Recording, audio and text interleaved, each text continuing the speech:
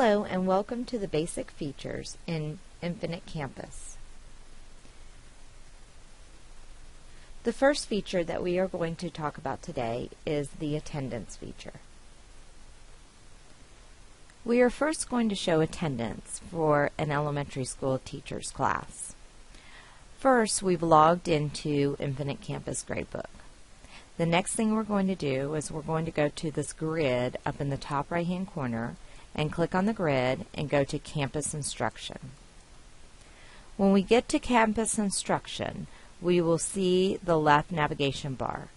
On the left navigation bar, we see Attendance. I'm going to click on Attendance. Once I click on Attendance, it's going to show this teacher's period homeroom attendance.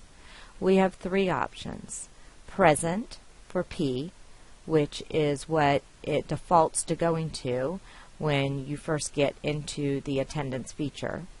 Then we have A for absent and T for tardy. Right here, the excuse column, that is done by the front office, and the comments column can be done by the teacher. Now please note that the parents and the students, if they have a portal account, and if the parents have a portal account, will see the comments that the teacher puts into the comments section. The teacher can change the attendance throughout the day until 12 o'clock midnight that night. In other words, the next day the teacher cannot go back and change the attendance. That will have to be done by the front office. Once the teacher has taken attendance or made any changes, they can click on Save here at the top. I now want to show you middle school and high school attendance. I still click on the grid over here and go to Campus Instruction and then go to Attendance. This time, for middle school and high school, we have periods up at the top here. And for each period, we click on the period, and then you will have the P for present, A for absent, T for tardy, the excuse, which is done by the attendance office, and the comments again will show in parent portal and student portal. When the next period comes in, just click on the next period and do the same thing. And click on Save at the end of each time that you make a change. Remember, you can make changes up until 12 o'clock midnight of that day. The next section that we are going to discuss is adding assignments in Infinite Campus. Now I have already logged into Infinite Campus and I have gone to the grid and clicked on Campus Instruction, and now I have my navigation bar over here where I'm going to now click on Gradebook to add an assignment. When I click on Gradebook, I'm going to come up here and I'm going to select a section or a class. For this particular class, this class is an 18-week class. If it is an 18-week class for first semester, I will always come over here to Term and go to 1-2, and then for Task, I will go to 18 weeks. If it is a 9-week class, I would come over here to Term, and depending on which 9 weeks it is, I would go to either 1-1 or 1-2, and then go to 9-week average. If it is second semester, for an 18-week class, I would come over here and go to 2-2 and 18 weeks. Everything falls either into 18-week average for an 18-week class or 9 weeks for a 9-week class. Now we're going to add an assignment. I'm going to come over here to the Add button and click on the Add button. And I'm going to give a name for the assignment. So I'm going to come here and I'm going to type Math Test, and then I'm going to give it an abbreviation. And right here where it says Add Notes, these are notes for the instructor. The parents and the students will not see this in Campus Portal. Then I'm going to come down here, and I would like this particular assignment to be in this class as well. The reason why this class is showing up as well as this class is because it has the same course code. If you want to copy over an assignment to a class that does not have the same course code, I'm going to show you how to do that after we put in this assignment. So I would like for the assignment to go to the other class as well, so I'm going to select this button right here. At this point, I want to keep it active and I want to keep it in Campus Portal. The assign date defaults to the date that you're putting the assignment in. You can change this by going to the calendar and selecting the date. The due date also defaults to the date that you're putting it in, so again you can click on the calendar to change that. I keep my gradebook sequence at this 1, and then if you've created student groups, you can assign the assignment to particular groups if you want. Right here, Align to Gradebook, I'm going to keep this checked. It is defaulted to be checked. If I uncheck it, that means that I'm not giving a grade for this assignment. It's an assignment that I want them to do, but I'm not giving a grade for it if it's unchecked. For example, say you want them to turn in a syllabus. I'm going to leave it checked, and then I come down here to the grading tasks.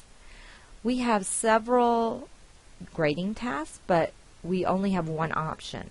Since it is an 18-week class, that's the only one that is not grayed out, and I'm going to check mark it.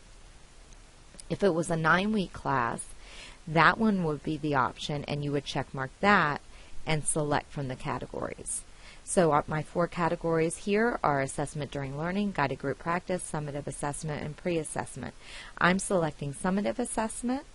I'm keeping the points, and then right here, total points, I'm going to make it out of 100. The multiplier, it defaults to being 1, but say I want this test to count 2 times or 3 times. Sometimes people do that with, say, a final exam. You can change that.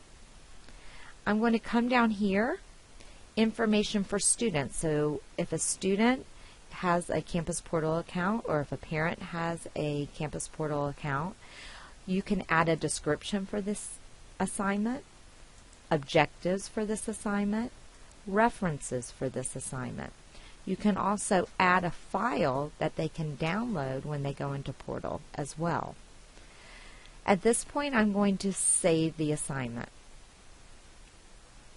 and then I'm going to close the window. When I get back into the gradebook, I see here is the assignment here, and I can tell what the assignment is because remember I gave it an abbreviation of MT. When I hover over it, I see more details in black and white. Another place that I can add an assignment is I can click right here on the settings chevron, and I can go to assignment list, and I can add an assignment there, and it brings up the same box that it did before. Now say I want to copy that assignment over to a class that was not in the assignment box. I can come over here to Assignment Copier, click on that, and I can select the class that the assignment is in, and it actually check marks all of the assignments. And then I can come over here and select a class that I want the assignments in, and it will list the assignments, and then I can go to Next and Copy. Now you can only copy over to one class at a time. Once you're done copying it over, then you would have to click on Assignment Copier again if you want that assignment to another class. The next part of Infinite Campus that we're going to go through is grading the assignments.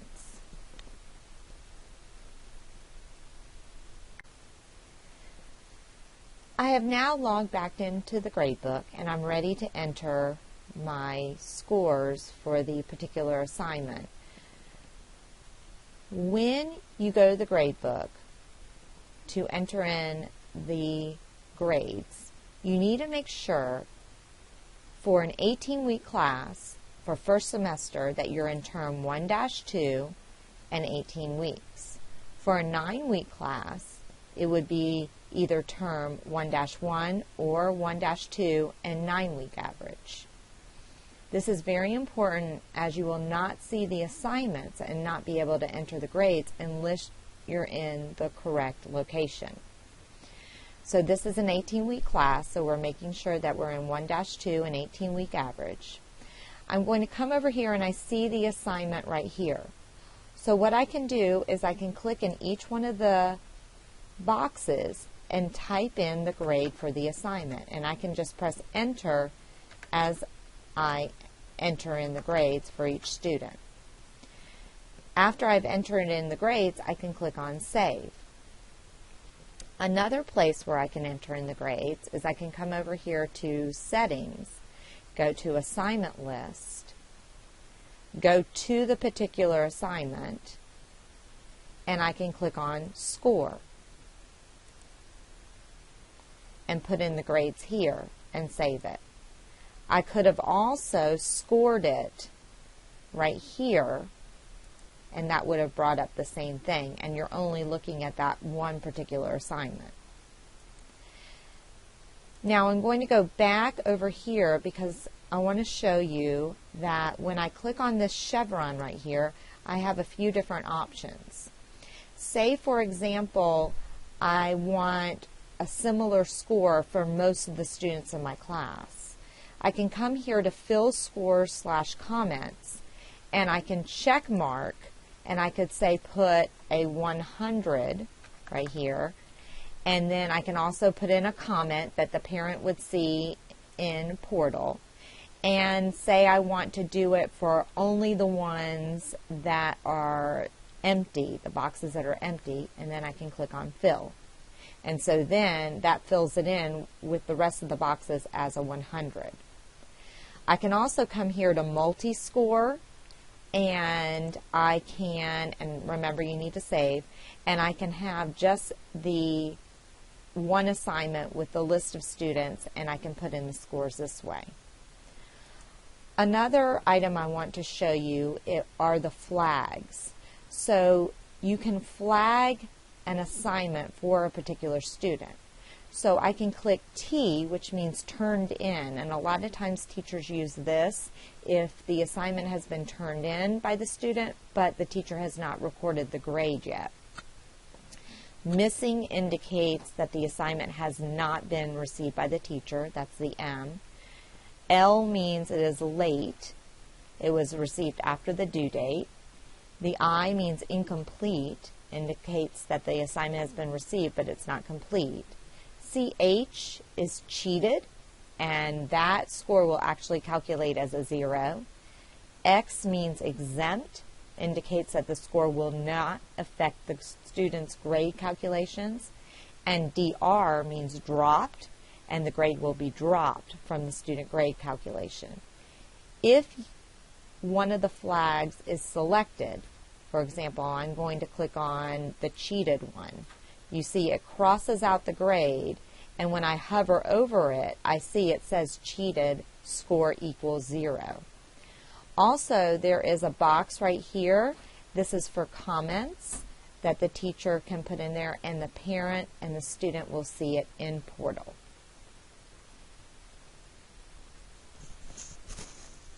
In the next section, we're going to be talking about posting academic grades. I have now logged back into the gradebook, and I am ready to post my grades.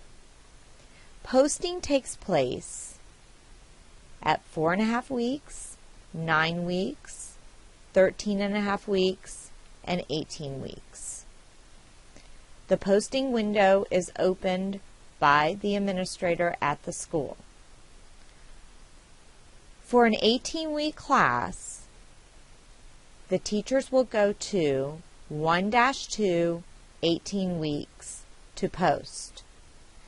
For a 9-week class for this semester, the teacher will either go to 1-1 9-week average or 1-2 9-week average, depending on the time period.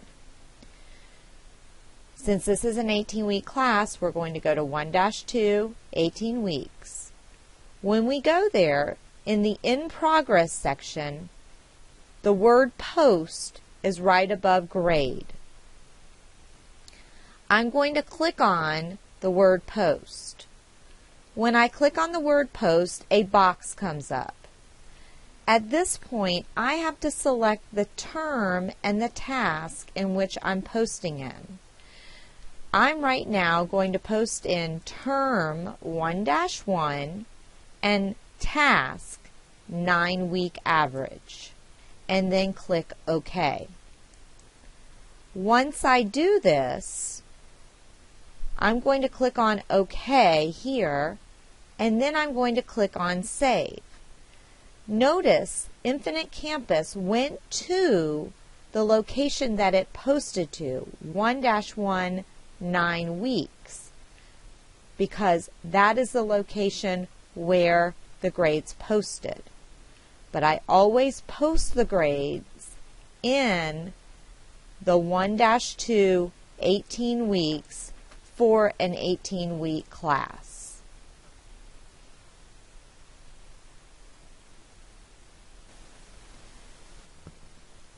A lot of times teachers want to add comments to the academic grades.